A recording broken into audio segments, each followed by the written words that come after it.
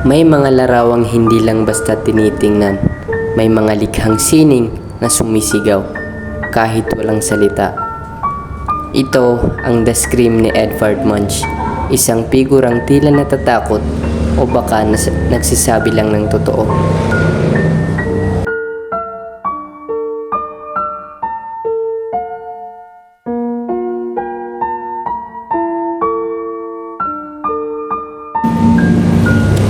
Noong 1893 pa ito ipininta, pero ang sigaw nito maririnig pa rin natin ngayon.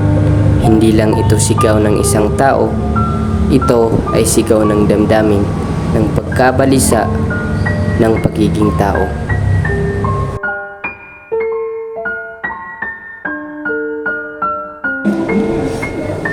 Naramdaman mo na bang parang nilulunod ka ng mundo? Ang ingay, ang pressure, ang katahimikan na mas malakas pa minsan?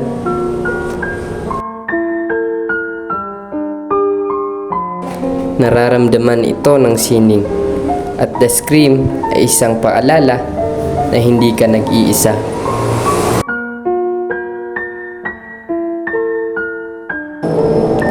Ang langit ay tila nagliliyab, ang paligid ay baluktot, pero ang tunay na lakas ng painting na ito ay hindi nito sinasabi kung ano ang dapat mong maramdaman. Pinaparamdam lang nito kung ano ang totoo.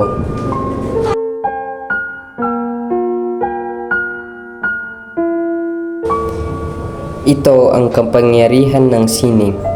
Hindi lang ito pampaganda, ito ay paraan ng pagpapahayag, isang salamin ng damdamin at minsan isang sigaw.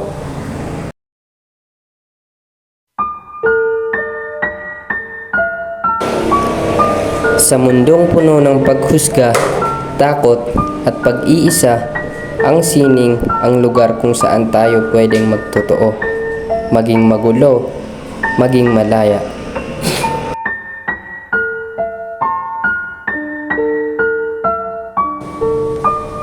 Ang sining ay hindi takasan sa realidad. Ito ay mas malalim na pag-unawa sa ating sarili.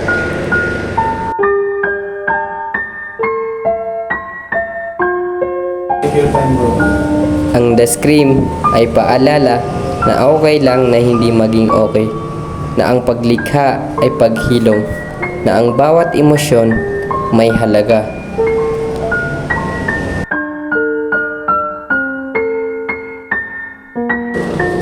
Hindi mo kailangang maging mahusay para lumikha, kailangan mo lang maramdaman.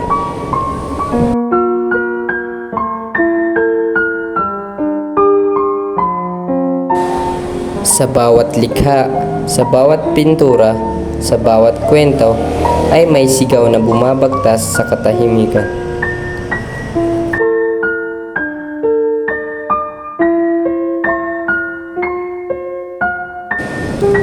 Hayaan mong marinig ang sarili mong sigaw. Hayaan mong ang sining ang magsalita para sa iyo.